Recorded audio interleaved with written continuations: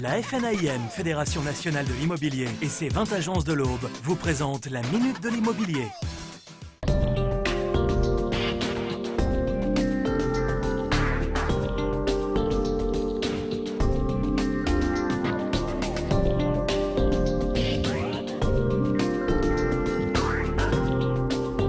On s'intéresse ce soir dans la Minute de l'immobilier au fameux dossier administratif. On en parle bien souvent, mais on ne sait pas toujours ce que c'est, des documents, des justificatifs de toutes sortes.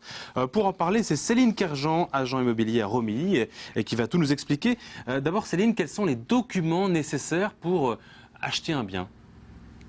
Pour acheter un bien, dans un premier temps, au niveau du client, c'est surtout aller se faire un petit récapitulatif lors des visites, se faire une petite liste des questions classiques à poser sur l'environnement. Après, tout ce qui est administratif est une partie qui vient par la suite, une fois que le client s'est décidé et qu'on se prépare pour un compromis de vente. Alors, une fois justement qu'on est prêt pour le compromis de vente, que la machine est en route, qu'est-ce qu'il faut dans son dossier pour pouvoir prétendre à signer le compromis ? Pour que tout se passe bien déjà dans un premier temps et pour que la négociation se fasse bien et que personne ne perde son temps, acquéreur, vendeur et agence, c'est déjà avoir une simulation de prêt.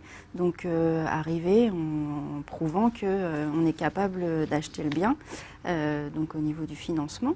Et puis ensuite, on fait remplir une fiche d'état civil, donc les choses assez classiques, nom, prénom, date de naissance, ces choses-là, pièce d'identité. Et puis après, donc le compromis de vente se fait avec tout ce qui est administratif au niveau pièces acquéreur. Dans un premier temps, c'est uniquement ce qu'on demande. Après, les autres formalités se font une fois qu'on envoie le dossier auprès du notaire. Est-ce qu'il y a des justificatifs aussi de salaire, de revenus qui sont obligatoires à présenter à l'agent quand on veut visiter ou acquérir un bien ? En tant qu'agence, non, c'est quelque chose qui est demandé. Après, chacun a sa fonction, la banque, l'agence, le notaire. Est-ce qu'on peut refuser de donner certaines pièces à son banquier ou à son agent concernant ses revenus, ou est-ce qu'on est obligé de dire oui à tout ce qu'on nous demande ?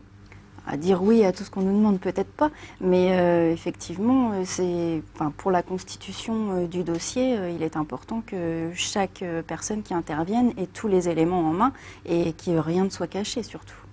Le petit plus, le petit truc en plus pour un dossier qui sera mieux que les autres, comment faire ? Comment faire pour se différencier des autres ? Que le dossier soit ficelé, savoir où on va, montrer qu'on est un client sérieux et qu'on a déjà fait toutes les démarches en amont pour qu'ensuite, lorsque l'on veut faire une proposition d'achat par exemple, que ce soit plus facile de négocier le bien. Merci beaucoup Céline. Je rappelle donc les 3 points clés, si je vous ai bien compris, pour constituer son dossier. D'abord une simulation de prêt. Se préparer aussi à faire son dossier convenablement et puis avoir les pièces d'état civil qu'on nous demande, tous les justificatifs adéquats. Tout à fait. Merci beaucoup Céline et à bientôt. Je vous en prie.